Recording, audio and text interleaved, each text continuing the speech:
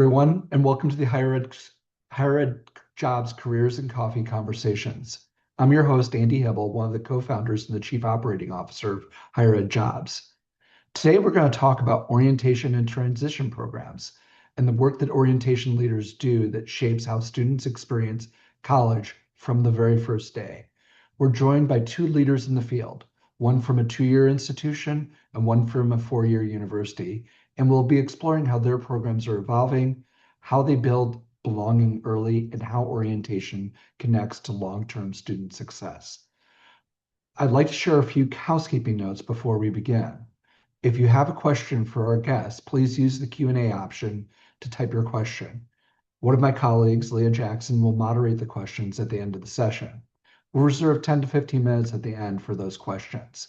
If your question is selected and used during the session, this is where the coffee comes in. We'll send you a gift card for coffee on us. Please enjoy. If you'd like to share a comment or connect with peers, please use the chat box.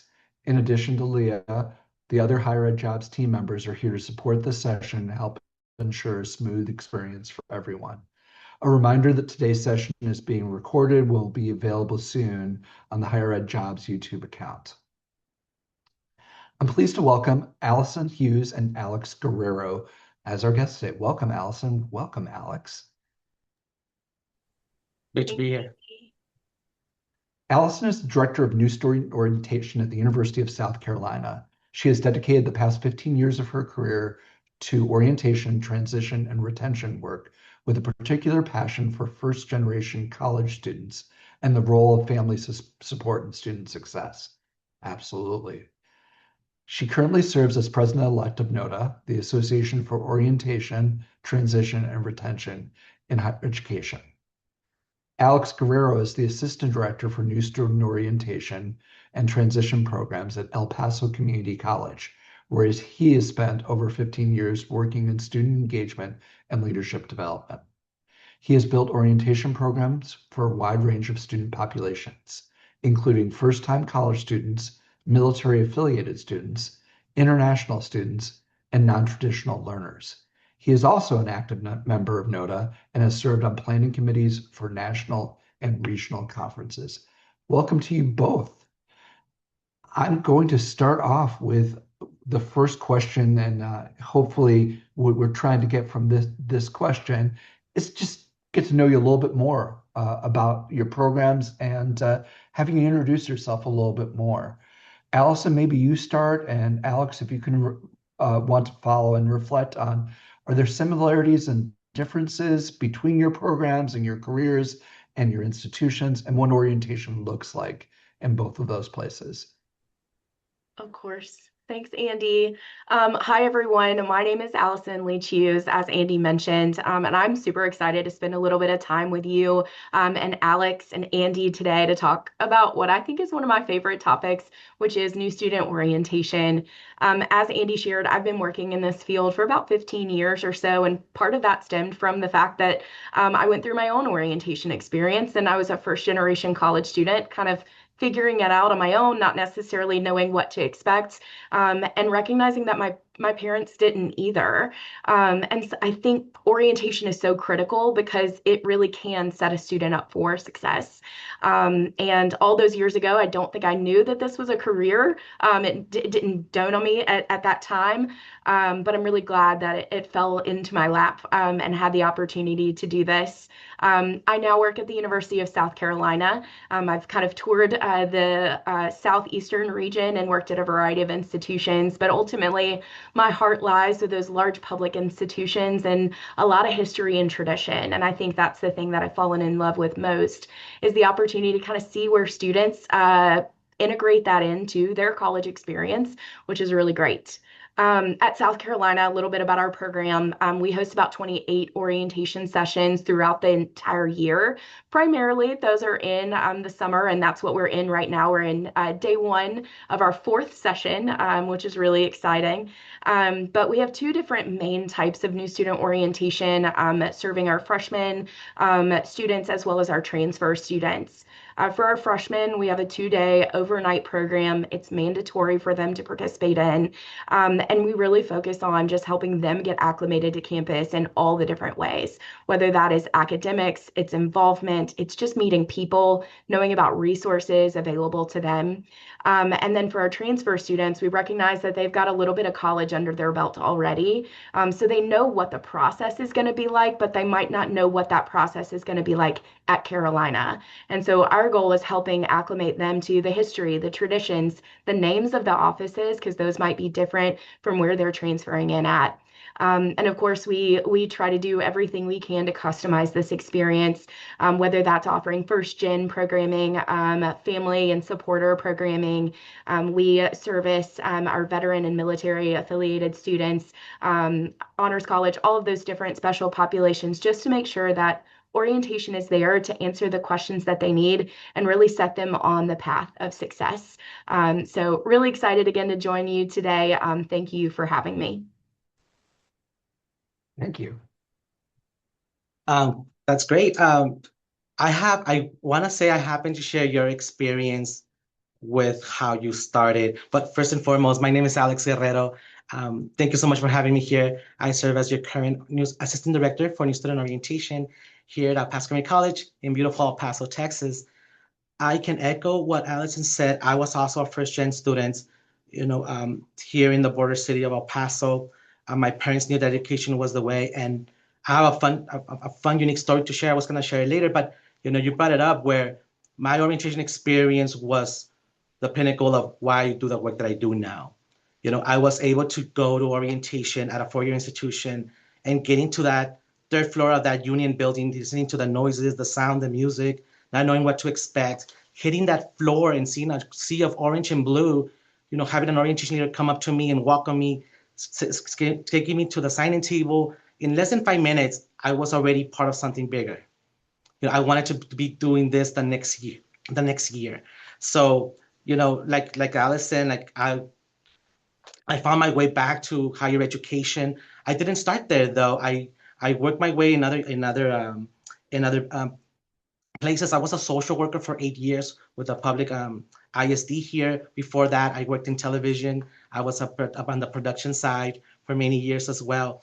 But I found myself always trying to help people, learning about the resources that they have, especially people who came up like me, not knowing about all the opportunities that are out there, starting with my family, my neighbors, my friends, and comparing it to when I went to school. There's so many things available to students now that I just needed to share that. So I went back to school, and it took me a while, but I came back to higher ed here in El Paso Community College. I've been here for 9 years now. And in those 9 years, I came at a time where orientation did a transition. This is where some of the differences come from, conversations come up where orientation was run by the counseling departments, and it was part of their enrollment process. It got pulled out and made it as a standalone department where the main goal was to add the human elements, the student experience. So when I came in, I had an opportunity to create something from scratch.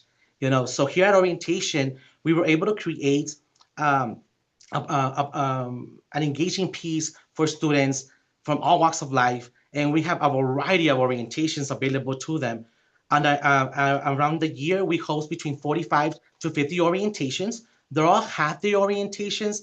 We have 5 campuses across the city, so we offer these orientations at all 5 campuses. We know that our students work, their parents, they're sometimes not able to come, so we have evening orientations, Saturday orientations. Our online orientation is very different, where it's streamed live, so the students have the opportunity to talk to us. And of course, one of the biggest unique pieces is that orientation at my campus, at my college, is not mandatory. So that is one of the biggest things, that we need to get students here to learn about all the services that we provide. So we have to make sure that we reach them. And one of the things that we've done is work very well on our marketing strategies, working together with our marketing department here and us as well, building an in-house department for marketing, doing calling campaigns, texting campaigns, emailing campaigns, and then relying heavily on our social media, to reach those students, because we needed to find out how to reach more students, and that's one of those ways. But I'm very excited to be here and continue talking to everybody. So yeah, like Allison said, orientation is one of my favorite topics. Thank you, Alex. Thank you, Allison. You both kind of give some of the classic career paths in higher education, how you made it to where you are now. And it's also kind of cool to see that you made it to where you are, but you're also very interested at that very, very, very beginning of the experience as a enrolled student for a lot of these folks.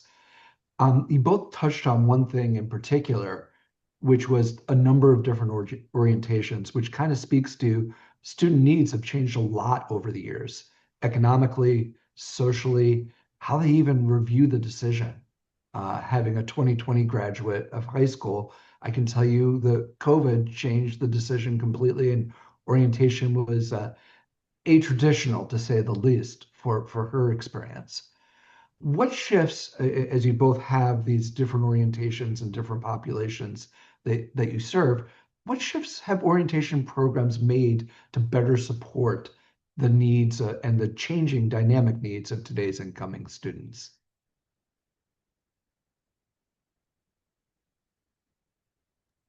I can hop in here and talk a little bit about changes that we have made. And I think some of it came from COVID, but in kind of the silver lining of COVID, if that makes sense.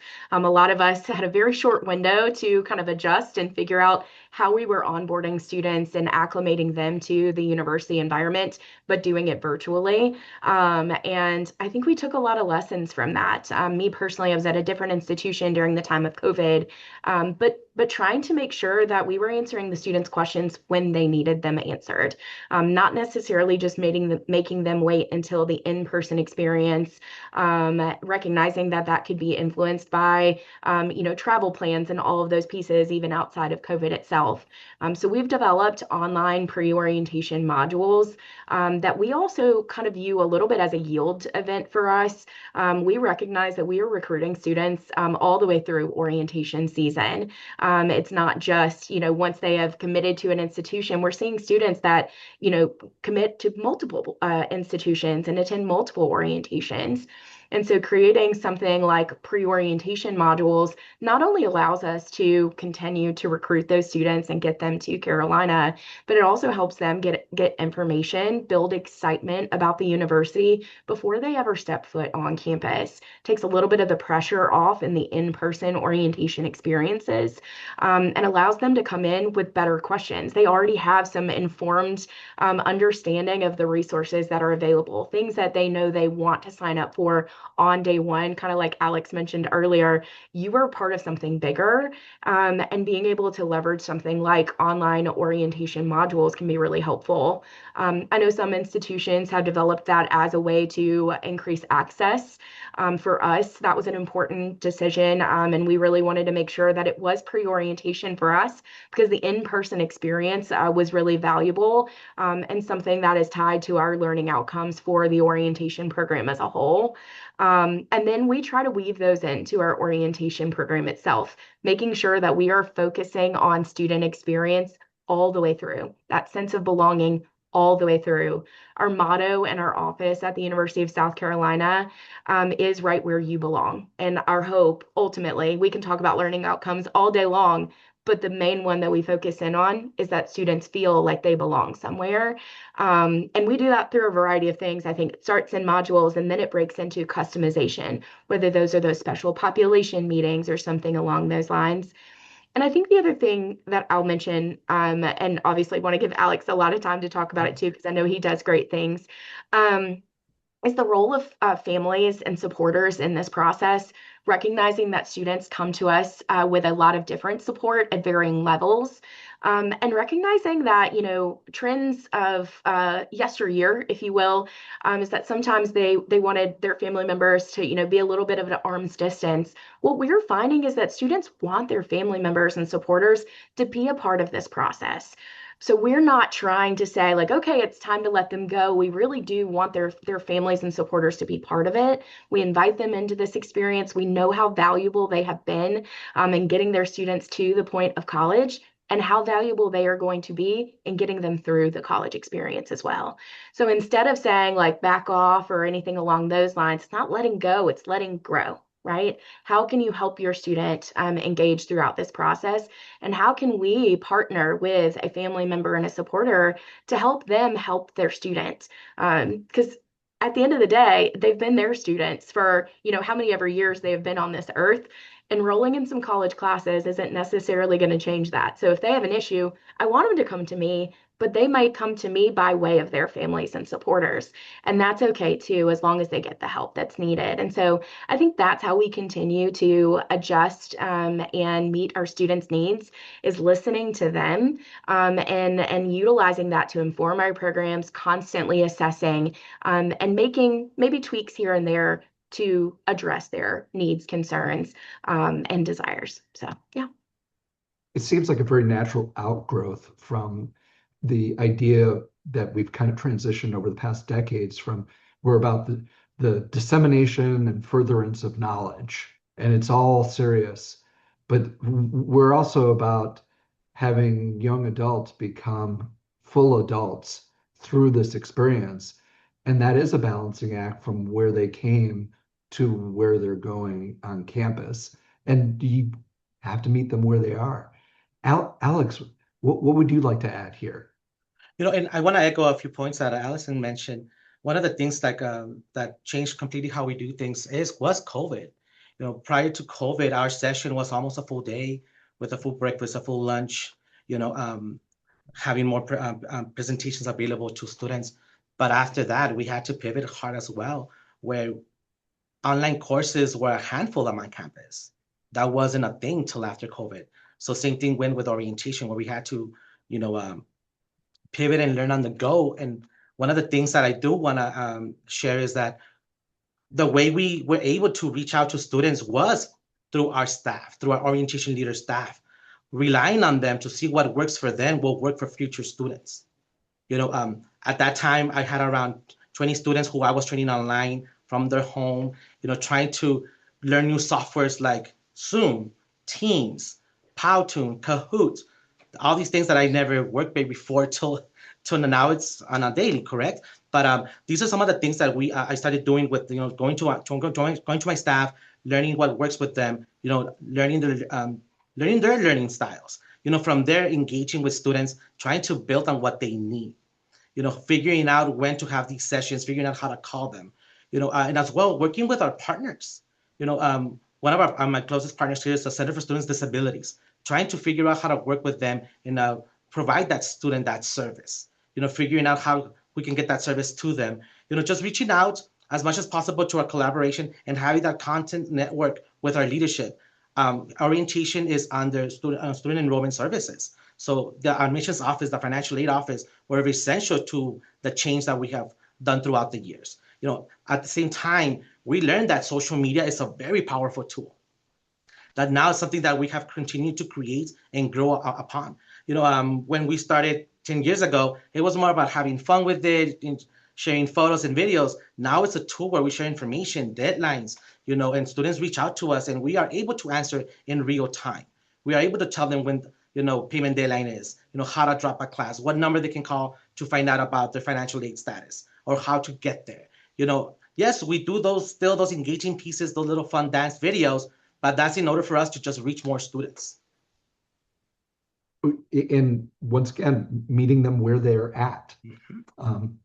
Sometimes I feel like if I send one of our kids who are both college students email, I need to text them to let them know that I've sent them an email, because they're not meeting me on email as much as they'll meet me on text. So the next question I'm going to transition to is a little bit more specific. El Paso Community College, where you are, Alex, serves a large Hispanic student population, many of whom are first generation and balancing work and family alongside school. Alex, how does that reality shape what orientation needs to be, not just in content, but how it's structured and when it happens? And Alice, I'm gonna just put a little nugget in there for you to think about as well.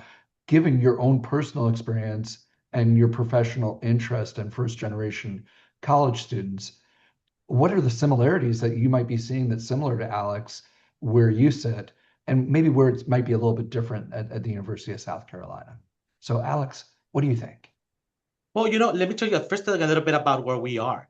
We are the El Paso, we call El Paso del Norte region, which is composed of El Paso, Texas, Juarez, Chihuahua, Mexico, which is across the border, and Las Cruces, New Mexico, across the state line. We serve over 2.3 million people, correct? We have over 27,000 people from all these places. So yes, we are a big Hispanic population, but everybody has these issues. Everybody, working parents or working students. For the majority of our student population, they are traditional students coming straight from high school, but they do come with situations where we need to learn what's going on at home. So one of the things that we are different here is that we are governed as a district, not as a system. So that's give us a little bit more edge on how we start programs, budget programs. One of the things that we started figuring out for orientation once we went a standalone program is to meet them where they are. Like we were saying earlier, just try to connect with them at different levels. Having the availability to offer these sessions at any given time. At the beginning, orientation started in late September, and they were offered almost twice a week. So we had to look at our data, how, what was the population coming, what time were they coming? So finding out that it works best during the day, works best in the evening, having online orientation sessions available to them, having Saturday sessions open for them. We went from a 6-hour model to a 4-hour model, but then having key presenters or key presentations at orientation. Of course, we're in Texas, there's stuff that we need to talk about, like Title IX, concealed carry, and all those items that we need to talk about. But one of the things that we've transitioned to is working with students and showcasing programs that help them in their career path, like career and transfer services, letting students know about finding jobs outside or in campus, showcasing programs like daycare, showcasing programs like our mental health program called EPCC Cares. And of course, teaching them how to find out about financial aid and Veterans Affairs programs. But the thing that is impactful more here is that we use students from all these 3 areas to teach this content. We're very proud at El Paso Community College where all our orientation is given by student employees. So we have, for example, your financial aid office assistant director come and train us on everything that has to be done or taught to new student orientation, and our orientation leaders teach it to you. We don't have a representative from the department. That also helps that department not lose any staff during the summer because it's so busy. So our orientation leaders are not like the experts, but they know exactly what they need to teach the students. And of course, a student's gonna listen to another student who looks like them. Students leading students. They're not gonna listen to me with a shirt and a tie, even though I wanna dress up as a 15-year-old students. They'll listen to a colleague that they'll see in the hallways, they'll see in their classroom. And that's one of the things that has driven us to, be at a higher level when it comes to students from everywhere. Half of my staff does come from Mexico every day. They cross the bridge. Sometimes they're in 2 hours in line to cross over, and they have to go back. They live all across the city. Some of them take the bus. So they have these experiences that are now able to share with the students. So I think that's what's one of the shifts that we've been able to do, that we are now using students to teach this content going forward. I was really glad that you mentioned that, Alex, because that's exactly what I was going to say. Utilizing the student perspective is huge here. It's also making a note that we don't make assumptions, right? A lot of the times in higher ed, it's easy to just be like, oh, everybody knows what this is like, even if it's coming from the media or something along those lines. My mom's only frame of reference for the college experience was Animal House, and probably not the reference in which we wanted her to think of.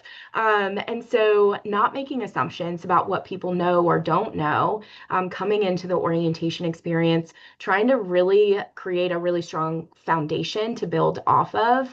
And I think that's part of it, is helping center the student experience, trying to engage people in a variety of different ways, whether that's large group sessions, small group sessions, panels that we can put students in front of students and their family members and supporters and ask real life students real life questions. That's key. And it's a balance of, all the different learning styles and strategies. That's big.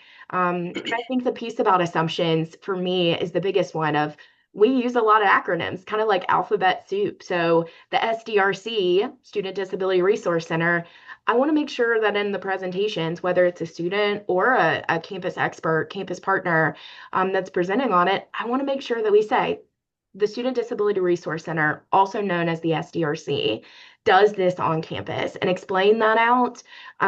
We've also added something. We still do a print publication for orientation. It's called the Garnet Guide. We have found that a lot of schools will get rid of a publication that assists with orientation. We have found that that's what our students and families and supporters really want, is something they can hang on to, they can refer back to. So we've committed to still doing that, though that's costly, right? We can talk about partnerships and how we use sponsorships to pay for it. But part of that is we need to make sure it's useful, and we've made it useful. We added a language guide in there. There's a lot of terms in higher education that we use, and even specific to our own universities and institutions. Think of the word cognate. That's not a common word in everybody's vocabulary. And so making sure that we're explaining that, and that's not just for our first gen students or families, that's for any student coming in needing to understand what that is or what a prerequisite is, so they understand what they're doing while they're doing it, and they don't have to figure out a month into the semester that they're a little lost and now they're afraid to ask for help, because we know that's a potential barrier. We're going to start doing that at the front end. So I think those are other big things that I would add to that. Well, thank you both. That particularly on the assumption side, I always kind of feel like when people talk about assumptions, like the understanding that you cannot assume anything, but also realizing whatever happens with an assumption, that your response cannot in any way be with judgment. Different people are just trying to figure these things out. And your description, we talked about NOTA, and NOTA, the acronym actually does not match the name anymore because it's based on a previous name. And there was a time, and it's not quite as popular with associations in higher ed, where all of them were headquartered at one DuPont circle. And I remember my graduate school professor, when he'd refer to one DuPont circle, he referred to it as alphabet soup. Like you have all these associations, each with their own acronym, and that's all anybody refers it to. And breaking down the alphabet soup, in particular on a campus, I think is so helpful, as well as other terms that are important for that. So I appreciate that you went there. Allison, I'm going to kind of stick with you for the next question. The University of South Carolina carries a strong sense of institutional identity and tradition. How do you make sure that energy becomes something students feel invited to rather than something they're expected to already belong to? I think that's a really good question. And it does kind of go back to assumptions too. When you think of a large SEC public four-year institution, a lot of folks think that they are lifelong Gamecocks that are coming to Carolina. And in actuality, that's not always the case, right? We have some lifelong Tiger fans that decide to put on some garnet and black and cheer on the Gamecocks too. So it really is just starting from the beginning and helping make sure that everybody has that really strong foundation. I think we do a really good job of that by infusing history and tradition into our program. We know that that's what a lot of our students are coming to us wanting, as well as obviously really rich academic and research opportunities as well. And so we lean into that. We have a history and tradition segment in new student orientation. It kind of kicks off our welcome experience. And again, putting our students up there at the forefront of it. We have a team leader model, so about 40 orientation leaders, and then we have 5 to 7 team leaders each year who are returning orientation leaders. And it almost is like a skit, but based on the University of South Carolina. And it's not just talking heads giving a presentation, it's more like engaging, if that makes sense. And we give them a rally towel. If you're familiar with the University of South Carolina, we love to sandstorm, which is a dance. We do it at football games. You should Google it. Good visuals there. But there's a rally towel that accompanies it. We give every incoming student their first official rally towel, right? They also get their first official t-shirt at new student orientation. And we don't just give it to them, we teach them how to use it and then we let them use it. And so I think it's things like that, that's not making an assumption that everybody's gonna, go to these athletic events or want this experience. We engage them in that process, make sure that they know how to do it so they're ready on game days. And we try to provide a well-rounded experience, so it's not just about athletics, obviously. We also engage students in the Carolinian Creed, which I think is really important, especially as we talk about dissonance and different beliefs and values. We really want students to lean in, engage in difficult conversations, and embrace what it means to be in the college experience and learn about other people. And ultimately that's what the Carolinian Creed is all about. So we engage our students in that through a program called Garnet Black and You, and help students understand that they're joining a part of a community, and there's responsibility about what it means to be part of that community, to be a Gamecock. And so I think it's things like that, and just making sure you do it in a variety of different ways, right? Not just large group sessions. We genuinely have 20-person small groups where they are assigned an orientation leader. They meet 4 different times throughout new student orientation. I mentioned before panels, and Q&A time. We do a Gamecocks After Dark program so they can kind of get a feel for what an evening in the fall semester is going to look like. They get to choose karaoke or dance party. We've got crafts, esports, yard games, just people from all across campus coming and showing that orientation is not just about sitting in a room and listening to a talking head. It's also about engaging and making connections and building community. And that's a feeling and an engagement process, not just something where you're sitting back and listening to it. Wow. So I want to make sure that people heard this and have a chance to write it down so they didn't get it the first time. What was the name of the dance that folks need to Google? Sandstorm. Sandstorm. Yep. So is the sandstorm taught at orientation so folks know how to do it at game day? Yes, it is taught at orientation along with about, I'd say, 10 other big traditions that we have here at the University of South Carolina. And I feel like I need to ask this question on behalf of your mom and her perception of academia. Has there ever been a food fight that has broken out during the sandstorm? No, never. Okay. Thankfully. We want to dispel those myths. I've never been or heard of an actual food fight. So parents who may be listening to this, hey, don't worry, no food fights. You both actually have kind of hit on this already, which is, I think, if you're looking at the secret herbs and spices that make up the success of your programs, that using students is a big part of this. So orientation leaders are often students themselves, yet they're entrusted with helping their peers feel welcome, supported, connected during one of the most major life transitions you will ever go through. What does it take to prepare students for that role? And how can institutions continue to enhance that training and also be supportive of a student who's going through part of that at the same time as they're trying to also be a help to others? I believe that it all starts with your recruitment of your student work, your orientation leader.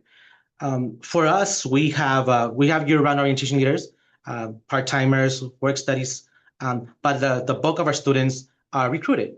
And we start in the fall so we can train all of spring. And once we do have interviews, we're looking for those students who, had a great experience at orientation and want to share that. And some of them do tell us, I didn't have a great experience in the enrollment process. I don't want anybody else to go through that.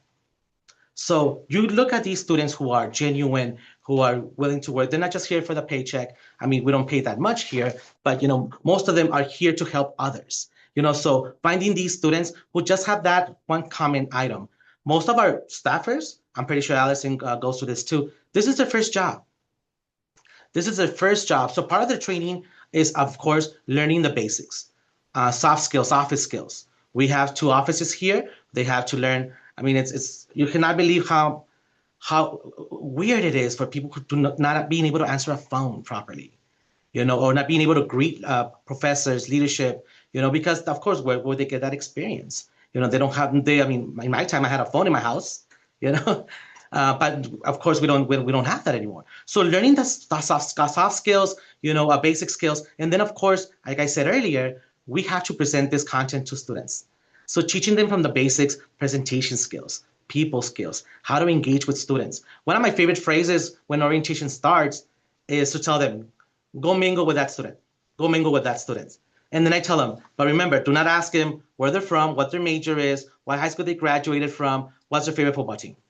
So they have to think outside the box because a student's going to be asked that throughout the orientation from someone, but so if you can connect with the students, from something like, oh, nice hat, where'd you get it? Like, oh, I love the way those, whatever, those shoes are, pretty hot, whatever. It's something that you put them outside of their comfort zone to start doing. As well, we try to make sure that we learn the orientation leaders' learning styles. Some orientation leaders, you have to walk them step by step by step. Others, you show them once, and they tell you, leave me alone, I got this. But also, throughout this transition of a semester, that's why I think it's very vital that we have enough time to do this. You learn how they work, where which orientation leaders you can push a little further. You can challenge them.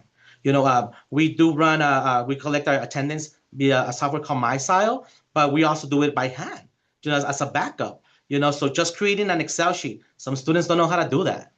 So you find out who can actually take on that challenge of developing, learning a formula, items like that. As well, teaching them how to engage with students.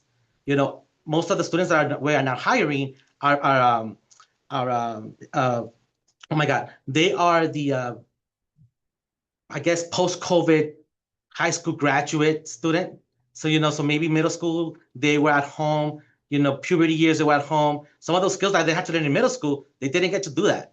So now you're teaching them a student, life skills as well.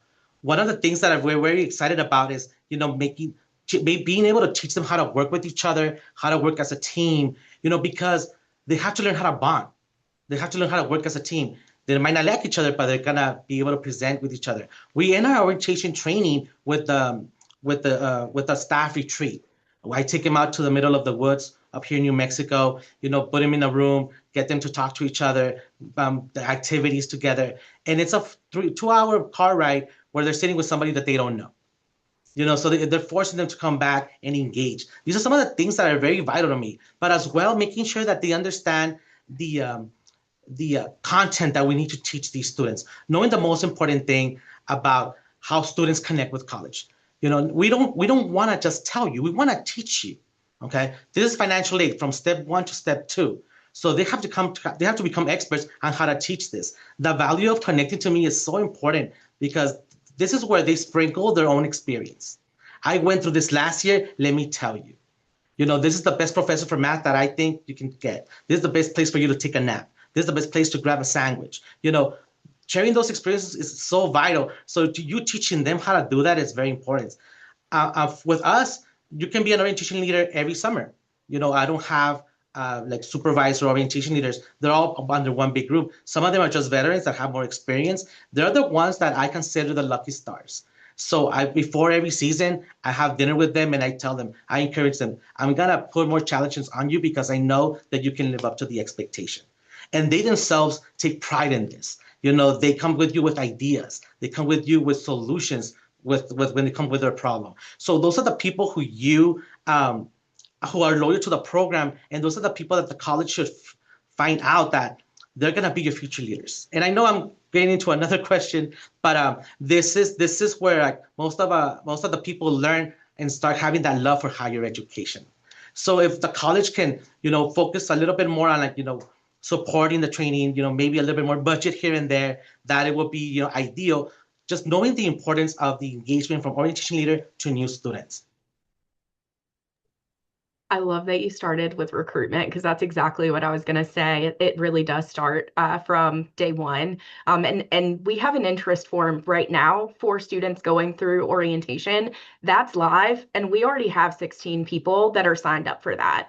So it's starting now because they are seeing people that they aspire to be during their time at Carolina, right? So that's really cool. And making sure there are a variety of backgrounds, experiences, majors represented within your orientation leader so they can see themselves as an or in their orientation leader. I think that's key. When it comes to actually training, kind of what Alex was talking about, a regular training process. Some people will do an actual 4 credit class. I've done that model at a previous institution. We don't offer that. It's more of a weekly training. They're selected at Carolina in the fall semester. Applications go live the very first day of class. We email out that interest list. And once they are selected by the end of the semester, after they go through a 2-round interview process, we do a kickoff. And then they come back in the spring semester and they start a weekly training. It's about 14 weeks. They meet 2 hours each week. It's on a Wednesday for us. And we start the experience with a retreat. So I think Alex said he ended theirs with it. So I like that difference there. And I've seen it both ways. Some people do it in the middle. There's a lot of different ways, but just bonding and kind of our approach to training is focusing on them as individuals first, them as a team, and then them in their role specifically. And recognizing that, we do have to teach them a little bit about what it means to be a leader. Then we've got to teach them a little bit about what it means to be a team member. And then we've got to teach them the specifics of the university and their roles and all of those pieces. And that's how we found the most success.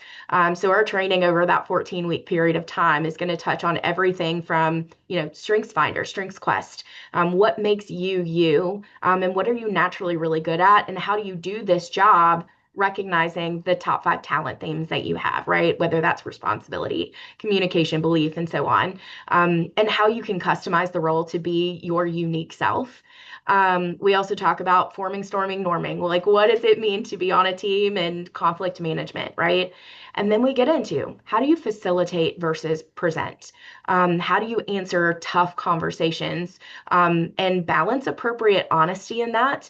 Because there are some times where students will ask, off the wall questions like, where's the best place to go out and get a drink underage or something along those lines. I'm not telling our orientation leaders to shut that question down. That's still a question. There is a way to respond to that, though, and redirect it to an appropriate resource or a more appropriate response. So, I'm not saying drinking doesn't happen on a college campus. Otherwise, if we say that, students will just stop listening and they're no longer a trusted, credible source. We've got to equip our students in ways to be able to say, if you really want that, you can find that, but let me tell you about what your college experience could look like, or ways in which I have found to have a really safe and fun college experience. And I've done that through Gamecock Entertainment and Thursdays After Dark, right? Like there's a variety of ways in which you can do it. It's also, showing them how to do an icebreaker. And then every 14 weeks after that, we get them to sign up and actually facilitate the icebreaker. And it's a different one each week. So they can kind of feel what it's like to be a part of a larger group and also facilitate for a larger group. So it's kind of teach one, show one, or show one, teach one, that kind of thing, that I think can be really helpful in that too.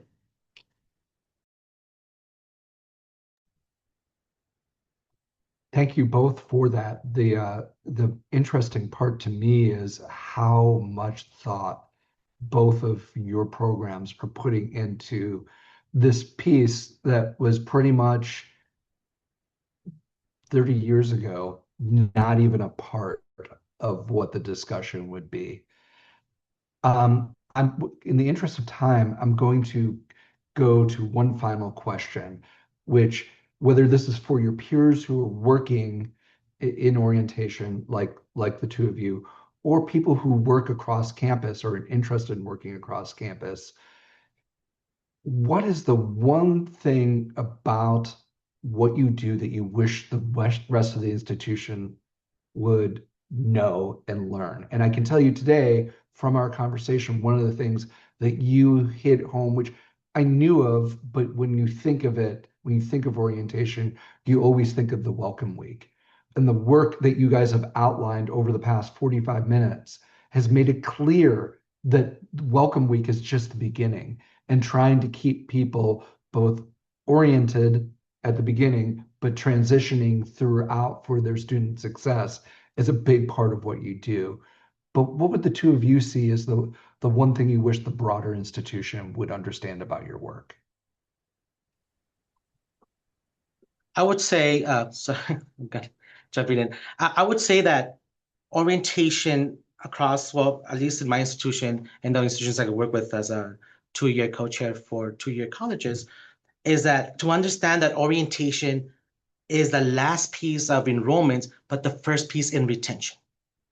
We like, I'm not, sorry, we are not in the traditional sense the first piece where you go to orientation and then you go to a counseling, financial aid, and all these other offices. Here at West Community College, we're the last piece. So we're the ones that have to get you excited for that first day of school, but at the same time, make sure that you are able to come back for that second semester. And what do I mean by that? Making sure that you know about all the proper offices that you need to go to, knowing how to drop a class if you need to, knowing who to talk to if you think of even dropping a class. Finding out where these offices are very important. So this is some of the topics, this is some of the content that you need to learn at orientation.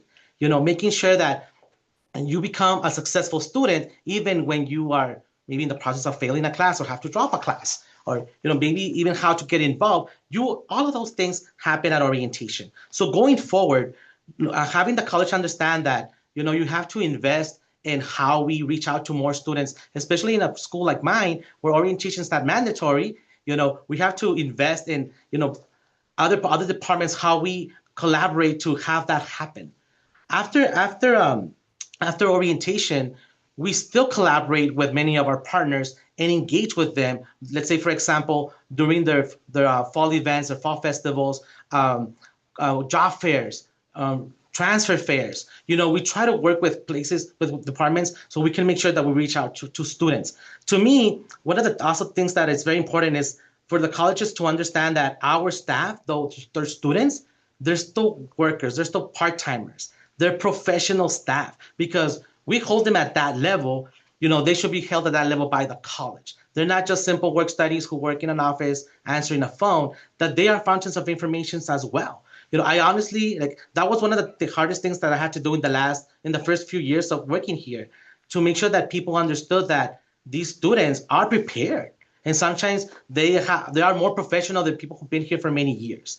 So understanding how important it is that both our staff does the job of spearheading that retention piece is very valuable to me.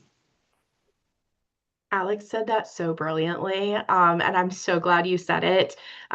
So specifically about the piece of we are wrapping up the recruitment and also doing the retention piece, that is huge. And I personally believe that orientation is not a one and done event, right? It is the start, it's the kickoff, and that we are really orienting students all the way through their first semester and first year. We couldn't do this work without our partners in University 101, who is going to teach that first year experience class and allows us to also teach with them, which I really appreciate. Shout out to them. But it just continues to go from there. Our partners in student affairs and academic support, housing, move-in, we show up at those spaces because they have shown up for us in orientation. So I think the big thing that I would say too is we genuinely could not do this work without the support of the rest of this community. And we want to pay that back to you all because you have done it for us. It is a group-wide effort. We're the Office of New Student Orientation at the University of South Carolina, but we don't own it. We genuinely couldn't do it without the work and support of other folks. And so however we can facilitate that handoff, sometimes we build the relationships during orientation and people keep coming back to us, but what we're going to do is then go and make the introduction to that other campus resource. So just helping other people know that we've got their backs and we're kind of all in this together, not to sound cringy and like High School Musical. So there you go. Thank you both for not only that answer, but all the answers you've given. They've been so thoughtful, and that whole piece of kind of moving from enrollment to retention really is kind of I kind of look at it like it's the end of the dream of getting what college is. I've gotten into a college. I'm now here. I've realized that dream. But when the dream becomes reality, now you need to find a place where you belong, and you're helping students find that place where they feel, particularly at a larger campus, that there's a place for me. Belonging does not happen automatically for everyone, and helping students along the way to find their path is so very important. So we do have a little bit of time for questions. I'm going to ask my colleague Leah to hop back on, and hopefully let's try to do this in a lightning round sort of fashion so we can answer as many questions as we have. So Leah, you there? Yep, I'm here. Thank you for inviting me in. As you said, we do have a lot, so I will jump right in with our first question. And I think this has been touched on a little bit, but I'd like to cover it a little bit more specifically. Our first question is, after orientation ends, what are some effective strategies you've used to keep students engaged and connected to campus programs throughout the semester, especially beyond the initial excitement of that welcome week? Some of this falls a little bit in Welcome Week for us, but we are just the Office of New Student Orientation, but truly feel like our support continues throughout the first semester and first year, like I mentioned before. So we try to partner with a variety of different offices. One of those is Gamecock Entertainment. They host First Night Carolina, which is our big kickoff to the fall semester, and we want to support them, whether that is helping co-sponsor the event, whether that's the orientation leaders being familiar faces to welcome students back to campus so they don't feel lost. We launched an event a couple of years ago called First Day Photos. It makes families and supporters extremely happy because they get the iconic like first day, like just like they were at kindergarten photo. But it's nice because my goal is that students don't walk around on the first day of class and no one ever acknowledge them, right? It goes back to that belonging piece. Does it help us in orientation? No, probably not. But does it feel good? And does it help us kind of put out there what we're saying it means to be a Gamecock? Yes. So I think it's showing up in spaces like that. Family weekend, it's hosting events in the spring semester when they are starting back, even if they're not new admits to the university. They've been here a semester. A lot of the times we focus on Welcome Week being just the fall, but there's a whole new group that's starting in the spring too. And we're welcoming students back. And so I think it's just staying present, speaking about students, activities, engagement, all of those pieces, and retweeting, resharing on socials, getting them connected to the next resource is going to be key. We talked about handoffs, and somebody in the chat said from Iowa to Italy, and I really appreciated that. You know, we are really just handing people off from one destination to the next to get them the support that they need. So I think all of those are big, effective strategies. I would like to echo what Allison said. Continue working collaborating with your partners. One of our orientation is now under the Office of Student Leadership and Campus Life, and since we've been with them, we have collaborated with all 5 campuses and in their events happening, and as well, oh my God, Student Government Association, which has been a humongous collaboration with them because, like you know, they're the voice of the students. So being able to connect with them, being able to walk into a classroom and showcase the events that are happening throughout the campus is essential for our work because also we use it as a recruiting tool. As well, at every orientation, we have an exit survey.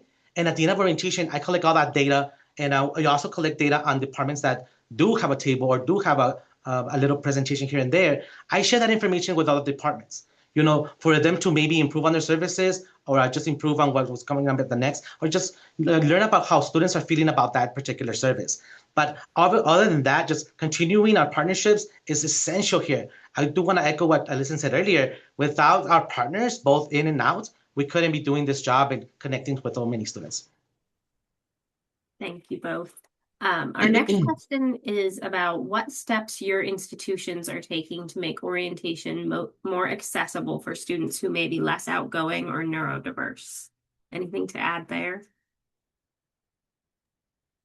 I can hop in. We did a accommodations project, benchmarking project this last semester, kind of in our off season, if that actually exists. It doesn't in orientation or really probably anywhere in higher ed, I feel. But really trying to figure out how are we best serving students and what are their needs and how can we communicate that on the front end. So we had a wonderful grad help with that and then turned that into an accessibility guide this year for our orientation leaders. That way, if we knew that a student was coming in with a specific need, we had some automatic things that could be offered off the bat. Making sure that our technology asks for reasonable accommodations on the front end so we can provide that. And I think especially for our folks that maybe are a little less outgoing or maybe even on the spectrum or something along those lines, making sure that we communicate, we tell them what to expect. So there's the predictability factor of it and set really clear expectations. We provide opportunities for things like, debrief spaces, sensory friendly spaces. And then we also have developed things like sensory kits, whether that is headphones for louder, larger environments, or even like fidget toys that can help productively work through the things that they are feeling. I think that's key. But when it comes to just general accessibility, golf carts, making sure shuttles have lifts, making sure every presenter uses a microphone, even if there's not someone that has said that they're hard of hearing. Providing sign language interpreters, translation for events for someone that doesn't speak English as a first language. There are so many things that can be done. It's just a matter of figuring out how you and your institution can make that work on your individual campuses. You took the words out of my mouth, Allison. We also provide most of what she said. The one key thing is that we work really close with the Center for Student Disabilities to find out the students who identify prior to coming to college. We have an operation in El Paso called Operation College Bound, where we go out to the high schools and try to enroll them before they come to college.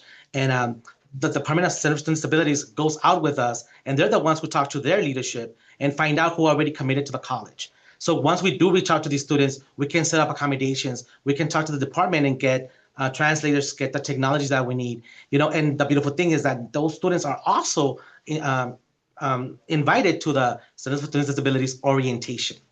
So they can have an opportunity to go to two separate ones. When it comes to also working with students who are a little bit less outgoing, we want to make sure that a lot of our activities are also, we throw them into the water a little bit by little bit. So we start activities with, like so simple as like a hoot game. You're on your phone, you're still participating, you're still part of the process, but you're not right away thrown into an icebreaker where you have to introduce yourself and do a fun dance. We ease it up a little bit. So being able to know who these students are prior is essential to us. Thank you. I've only got 1 minute left. How do we feel? Do we have time for one more? Or should we wrap it up? Okay. This one came in live today, and I thought this was interesting. She said, I am curious about balancing all the important content needed to be covered in an orientation program and this generation of students needing short form, quick content due to shorter attention spans. And she said, I say this with love and respect. Any thoughts on that? Okay, well, yes, throughout the years, I know that we have had to sit down with leadership and find out exactly what needs to be said and then everything that's already open. One thing I've done throughout the years is being able to provide maybe a booklet with all this information. But in the last years, like Allison said earlier, it gets a little expensive. So we found a new way. We created a flip book, a digital flip book that students have access to when orientation starts. This flip book is as big as you wanted it to be, and we have all the information available from all the departments across the college. Now, the beautiful thing about this is it can be updated in real time, whether there's a new phone number, an activity going on, and it's created by us in-house. So it's created by students who will look at it and get stuff out of it. We used to receive posters with, paragraphs written on them. No, we condense them. We tailor it, we design it for students. So having this available digital flip book to everybody on your phone, it was a great way for us to continue sharing that information that maybe we don't have time enough at an orientation. I think really quickly, what I would add to that is just recognizing that sometimes that means multiple touch points for folks. So just in case something didn't appeal to their learning style in this one, we try it in a different way, right? So in most cases, we're reinforcing a message that was in the, larger morning sessions that can feel like one after another presenter. We still try to keep them short, but then those are reinforced in a small group, or maybe it's talked about in a small group. And then new this year, we added like kind of like a next steps where we took all the important due dates, all the important deadlines, things they had to do before classes start, and we put it in a very short last session. And we tied it to getting that free t-shirt that I mentioned earlier, right? And so incentivizing things, trying different methods, multiple touch points, and recognizing that everybody's not going to retain every single thing that happens during that period of time because it's long, hot, tiring, all the things. And so knowing that we have set the orientation leaders up as the mentor that will continue to be here for them even after the summer is, a distant memory. And so I think all of those are big pieces. So yeah, I'd add that too. Thank you. It's amazing what people might do for a free t-shirt or a cup of coffee. Yes. So Yes. of course we have to put that other question in there as another cup of coffee for somebody. So glad we got that in there.